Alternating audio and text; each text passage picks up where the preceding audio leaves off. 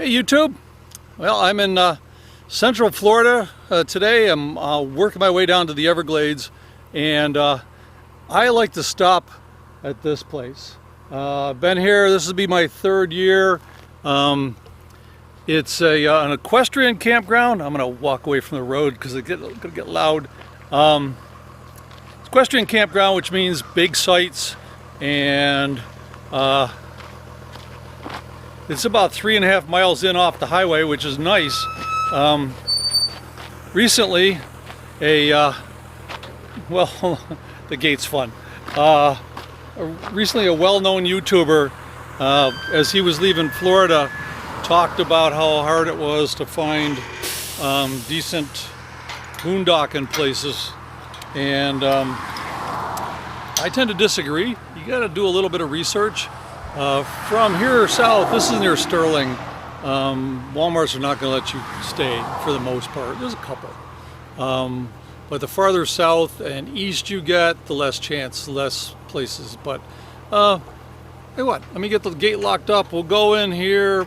I'll show you around a little bit, and then I'll talk about some other options you have down here in Florida. Well, I don't know, I haven't walked around all over, but this end seems to be pretty empty. It's a Friday. This is the same spot that I've had. This will be 3 years in a row that I've been in that same spot. So let me show you around. It's close by. There is no, or it's close to the barn and stuff. There is no potable water here, but there is an outdoor shower that basically comes straight up out of the well, so it might be a little bit on the chilly side. I'm watching for snakes. It's a nice warm day, and because it's an equestrian campground, they have a barn, so there's stalls in there if people need that. Oh, big dumpster this year. They got a big pavilion with a basketball hoop over there. They got a small pavilion over there. And I'm just wandering over to check in with the camp host. If I couldn't have had that spot where that fifth wheel is nice. There's another one close by over by these palm trees, which is sort of cool.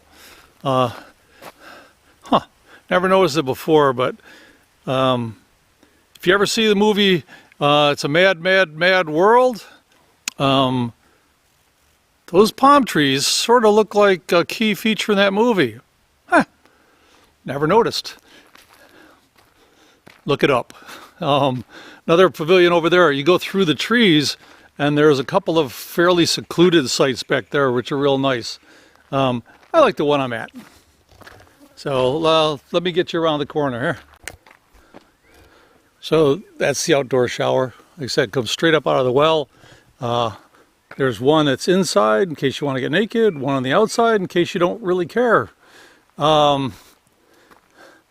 There's 2 pit toilets here, vault toilets, and they keep them up pretty clean. There is an area over there where there is water for hosing down your horses or whatever. So I'm going to check in with the camp host, then I'm going to go get some lunch, and we'll talk. So the camp host here, I always check in. They got a pretty sweet deal.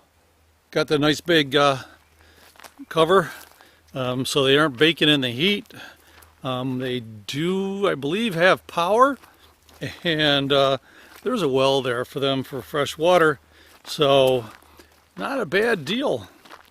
If I wasn't spending so much time out in Arizona, I might look into trying to get a camp host job down here in Florida for the winter. Not a bad idea if I decide I want to be on this side of the country.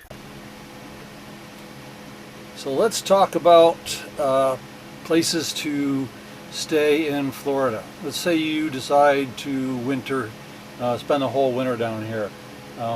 I personally, I like the desert. I like the dry heat. I do come to Florida because I am an East Coast guy, and I've got relatives here, and I also head back up to New York State to visit my daughter and my grandson, as well as get out of the heat.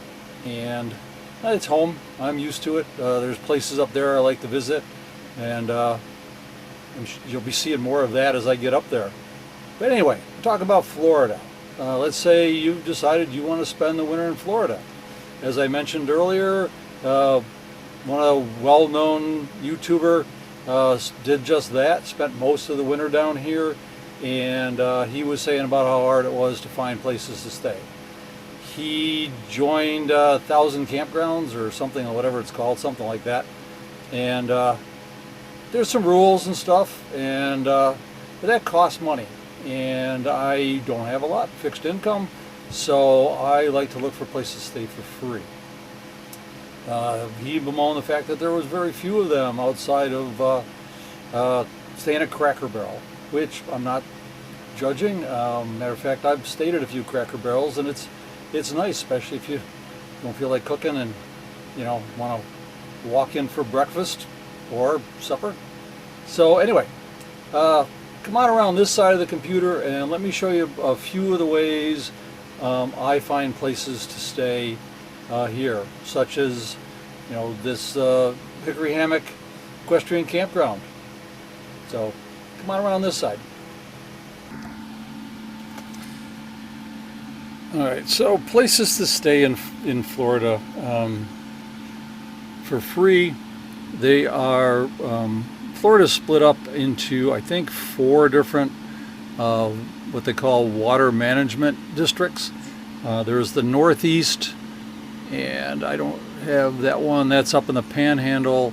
There's the Northwest is in the Panhandle. The Swanee River is in the northeastern side of the state. There's also a southwestern and just a South Florida one. This happens to be the district that I'm in, and I can go to recreation, and so they've got recreation sites, an interactive map, and that one lets you do a sort. You can do, I do camping equestrian, because those sites are bigger, and they will they're made for truck and hauling a horse trailer or that kind of thing, so they will accommodate an RV. If I go find sites, and it'll bring up these 4 sites: Starvation Slough, whatever, and the map over here, if I highlight it, like here's Hickory Hammock where I am. There's one on the other side of the lake. I think that's Lake Okeechobee. Here's another one, and then Starvation. So these ones are up close, but like I said, this is the one where I'm at. I like this one. It's one of the most useful tools. Is this one is freecampsites.net.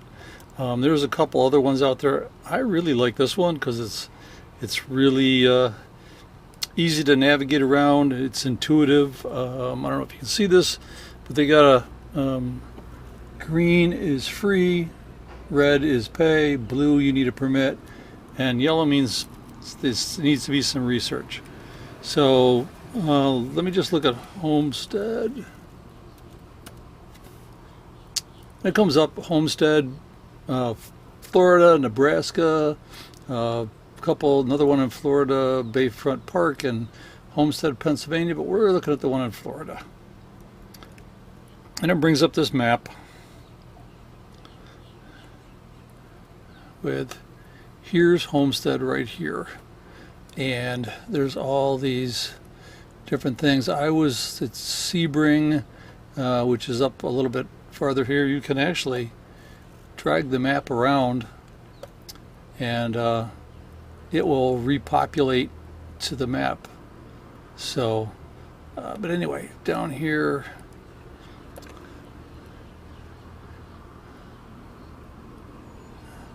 I chose this because I am headed down here into the Everglades. There's a campground, Flamingo, which is down here.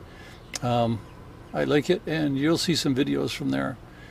But let's see. Let me repopulate this map down here. Okay, so you got, again, down here in Florida, or southern Florida, it's really hard to find free sites. You can click on things, like here's one in Miami, it's a Bass Pro. There's an Exxon, and there's a Home Depot. I've stayed at the Home Depot in Homestead. It's pretty nice. But there's this one is the I can't pronounce it, but it's a Native American resort and casino. And matter of fact, that's where I am right now. That's where I went to. But I can bring this up, and it gives the basic information. If you double click on it, it brings up more information. And you know, it shows your location. It's right on the edge of the Everglades. You can get directions. Here's the GPS coordinates. Your the address. So the coordinates tells you there's an elevation of 13 feet. It's paved. You can stay up to 5 days, and there is a website, so you can check out the casino and see what's around. And then there's usually some sort of explanation. This one, it just says there's private police and security, small casino, huge bingo room if you're into that, and a good buffet, which is where I'm about to go. And you know, you have to check in with the at the security desk, and you can stay up to 5 days. It's easy. Go in, they take a copy of your license, you fill out a little form, say what you are, and they give you a thing to stick in the window, and that's it. There's also nice little reviews, which, you know, you always really want to read the reviews, because sometimes I've had one where it looked really good, but then I looked at the review and they said they no longer allow camping there. It had not been updated. I've only found one in 2 years. So anyway, that's a really nice tool to use, and it covers the whole country. You can actually do a trip planner where you can plan, you know, from this spot to that spot. If you find a site, you can add a campsite. I've done that a couple times. The other nice thing is it hooks in here, is it gives you the weather forecast. It's like today it's supposed to be 79 with a low of 67. Tomorrow it's going to get warmer, 87 and then 78. I mean, it's Florida. It's spring. It's going to start heating up. So, good tool, and so that's a lot of what I need to say. Well, there you go. That gives you some ideas of how to find free places to stay in Florida. If you're willing to bounce around a little bit, and you can definitely stay down here the whole winter without paying for a site. You just got to move around every couple of weeks, or stay in once in a while. Instead of a Cracker Barrel, you could stay in a place like this. I'm 30 miles away from Homestead, probably about 30 miles away from Miami. So nice location for a free place to stay. So I will let you go, and I will see you down the road. Bye, YouTube.